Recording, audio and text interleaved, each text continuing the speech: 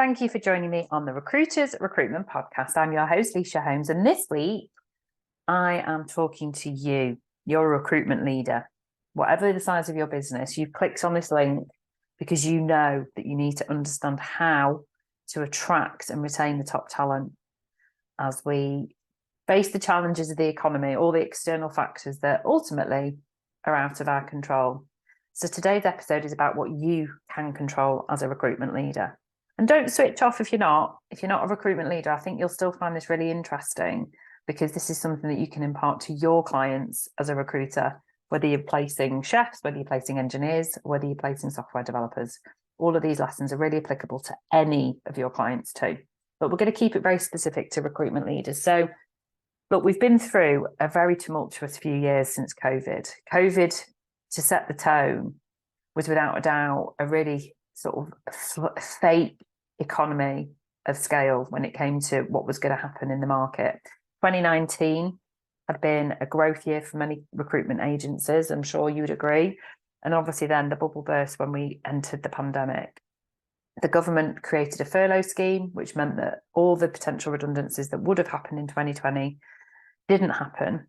And obviously then we came out of all the different lockdowns in growth mode, still talent short, with all the different external factors such as Brexit that had affected the talent pool in many, many markets, whichever market you're listening in. And I think that having seen the cycles of recruitment, I've got 25 years in recruitment, we do go through growth cycles. We go through expected downturns in the recruitment cycle too. And I think that's where we were heading in 2020. But we obviously then had an inflation of market as we came out of the pandemic, almost this frenzy. And anyone listening that, recruited in 2022 would agree, and you have to agree, yes, it was a boom year for many, ourselves included, because there was just this, we almost had to make up for lost time. That's kind of how it felt, really, didn't it? And that can never be maintained. The boom market can never be maintained. It was like a balloon. Salary inflation, talent being as short as it is and still remain short as I record this now in 2023. We're not going to ever have that deficit of talent because we're always going to be a generation behind in most markets. So I think it's really important to set the scene, because where I see you as a recruitment leaders now is understanding why talent works for you. Why do people work in your business? And each and every person listening is going to have a unique story to tell. Think about how you looked after your people during those times, the ones who are performing well and who perform very consistently, regardless of external factors. These are the benchmark for hiring and future talent to your business. And I want you to really think about that when you are speaking to people and engaging and interviewing people potentially to come into your business. I want you to think about behaviors. I want you to think about mindset, and I want you to think about skill set, as opposed to just trying to get people from competitors, for example. The market is going to remain very tight in 2023 and beyond. I don't see there being a change in it being a talent-driven market in recruitment. I've done Rec to Rec since 2002, and I can't ever imagine a time where there won't be a demand for somebody that can actually come in and generate revenue.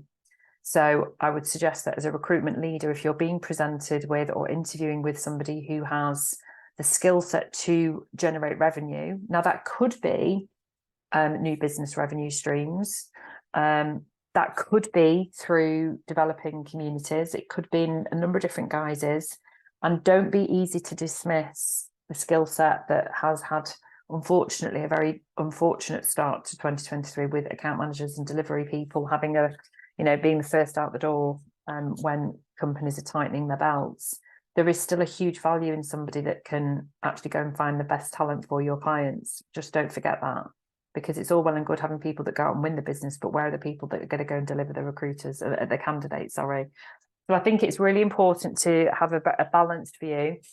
There is a very well-known cliche saying, the fortune favours the brave. And I think that now is the time to really take advantage of the market, that there are people looking in the market who would not normally be looking in the market.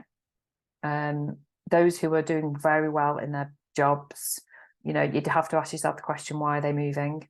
So I think it's really important with you as a recruitment leader to be honest, to ensure that you can see why somebody would add value to your business, but equally, are you right for them? Are you going to take them on the right career journey? Because please don't just take somebody on because you can see that they can make you money. So I think it's about having real integrity as a recruitment leader. Now is the time to invest in talent. Now is the time to invest in your branding, your marketing strategy, if you don't already have one, and in your people. And by this, I mean their training, their development, their coaching, their mentoring. This is the time now where you look around your room and you think, I want to keep these people. What's going to keep them engaged? It is in their well-being. It is in their performance.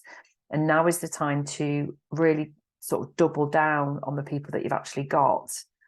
And then by looking after those people, that will then make you very attractive to hiring in new talent.